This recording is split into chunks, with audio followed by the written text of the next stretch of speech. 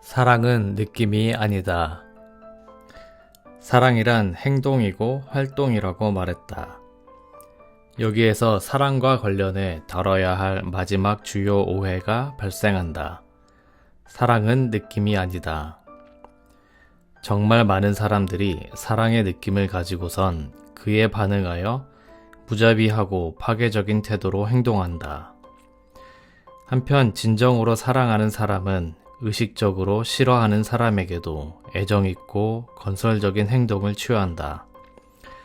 실제로는 당시 그를 전혀 사랑하지 않고 심지어 어떤 면에서는 혐오스러운 부분을 발견했을 때조차도 그렇다.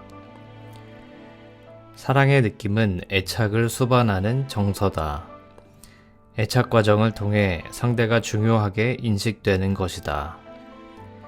애착하게 되면 보통 사랑의 대상이라는 상대에게 자신의 일부처럼 에너지가 몰입된다. 그리하여 자신과 에너지 몰입 대상 사이에 형성되는 관계를 애착 관계라고 부른다.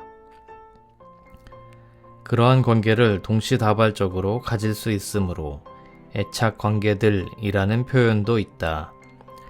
또 사랑하는 대상이 중요하다는 느낌을 잃게 되면 대상에게서 투여된 에너지를 빼내는 과정을 탈애착이라고 한다.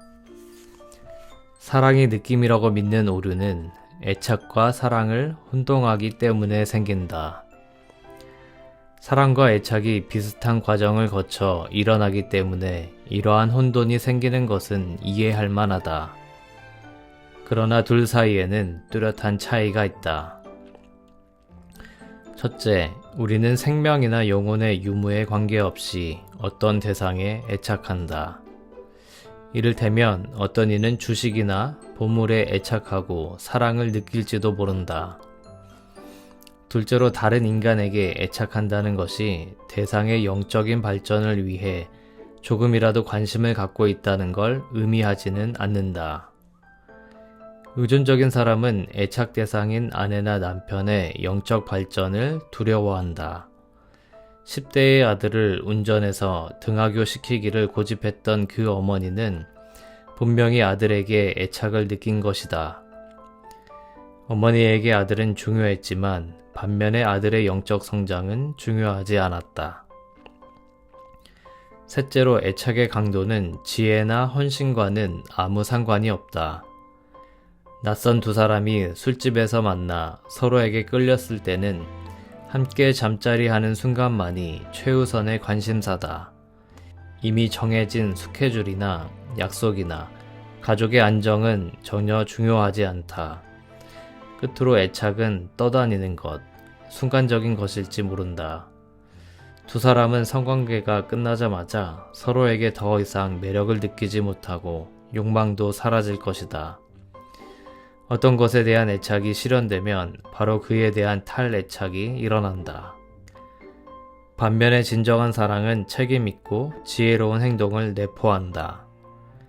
누군가의 영적 성장을 염려할 때 책임감의 결여는 오히려 해로울 수 있다는 것, 그리고 자신의 관심을 상대방에게 효과적으로 나타내기 위해서는 철저하게 책임있는 행동이 필요하다는 것을 우리는 안다. 그렇기 때문에 책임의식이 심리치료의 기초가 되는 것이다. 환자가 치료를 위한 협조를 하지 않으면 중요한 인간적 성장을 경험하는 것이 거의 불가능해진다. 다시 말해 커다란 변화를 시도하기 전에 환자는 치료사를 늘 변함없이 곁에 있는 동지라고 믿음으로써 힘과 안정감을 느껴야 한다. 환자가 협조하게 하려면 치료사는 보통 상당한 기간 동안 지속적이고 일관성 있게 환자를 배려해야 한다. 이러한 배려는 책임감을 느낄 수 있을 때에만 가능하다. 치료사가 항상 환자의 말을 경청할 의사가 있다는 뜻은 아니지만 책임진다는 것은 좋든 싫든 환자의 말을 듣는 것을 의미한다. 이것은 결혼에 있어서도 별 차이가 없다. 건설적인 결혼은 건설적인 치료처럼 부부간의 자기 느낌을 규칙적으로, 즉 일정하고 변함없이 서로의 말에 귀를 기울이고 관계에 관심을 쏟아야 하는 것이다. 앞에서도 말했지만 부부는 조만간 그 사랑에서 빠져나온다. 짝을 찾으려는 인간적 본능이 사라지는 그 순간에 비로소 진정한 사랑을 시작할 수 있는 기회가 온다. 항상 옆에 있어야만 한다는 느낌에서 벗어나 얼마 동안 서로 떨어져 있고 싶을 때가 있다. 바로 이때 서로의 사랑은 시험대에 오르며 그들의 사랑이 존재하는지 여부를 알게 된다. 그렇다고 해서 집중적인 심리치료로 만난 사람들이나 부부관계같이 안정되고 건설적인 관계에 있는 사람들이 다면적인 관계에 있다거나 서로에게 애착을 느끼지 않는다는 말은 아니다. 그들은 애착을 느낀다. 진정한 사랑은 애착의 문제를 초월한다는 뜻이다. 사랑은 애착이나 사랑의 느낌과는 상관없이 존재한다. 물론 애착이나 사랑의 느낌을 동반한 사랑이 훨씬 재미있고 쉽다. 그러나 애착과 사랑의 느낌 없이도 사랑할 수 있다. 순수하고 초월적인 사랑과 단순한 애착의 구별은 바로 이러한 가능성의 실현에 달려 있다. 이를 구별해주는 핵심어가 의지이다. 나는 사랑을 정의하기를 자신이나 타인의 영적 성장을 도와줄 목적으로 자신을 확대시키려는 의지라고 했다. 진정한 사랑은 감정보다는 의지에서 나온다. 참으로 사랑하는 사람은 사랑하려는 마음을 지녔기 때문이다. 이러한 사람은 사랑의 느낌이 없어도 사랑하겠다고 결심할 수 있다. 사랑의 느낌이 있으면 더욱 좋다. 그러나 느낌이 없을 때도 사랑하려는 의지와 헌신은 여전히 존재할 수 있으며 이를 실천에 옮길 수 있다. 사랑하는 사람은 느낌으로 행동하는 것을 억제할 능력이 있고 반드시 그렇게 해야 한다. 어쩌면 나도 매우 끌리는 사랑하고 싶은 여성을 만날지 모른다. 하지만 외도는 결혼 생활을 파괴할 것이기 때문에 나는 마음속으로 조용히 말하거나 또는 소리를 내서 이렇게 말할 것이다. 당신에게 사랑을 느낍니다. 그렇지만 사랑하지 않으렵니다. 마찬가지로 치료에 성공할 것 같은 아주 끌리는 새 환자도 맡기를 거절할 수 있다.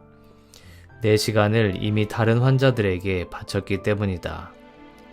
그중 어떤 환자는 새 환자에 비해 마음이 안 가고 치료가 더 어려울지도 모르지만 말이다.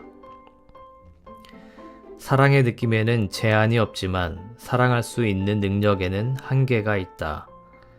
그러므로 나는 사랑할 수 있는 능력을 누구에게 집중할 것인지 선택해야 하고 그를 향해 사랑의 의지를 집중해야 한다. 참사랑은 사랑으로 인해 압도되는 그런 느낌이 아니다. 그것은 책임감 있게 심사숙고한 끝에 내리는 결정이다.